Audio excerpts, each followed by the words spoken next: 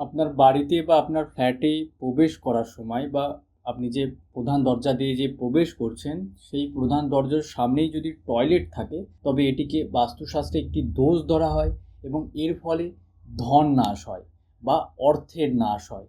এই সম্পর্কে বাস্তুশাস্ত্রে বলা রয়েছে, দারম সাম্রাজ্যম সুখদা সমৃদ্ধিদায়িনম পুষ্টিম প্রজাম বিদ্ধাংশম না শোচম কিঞ্চি দ্রুজম।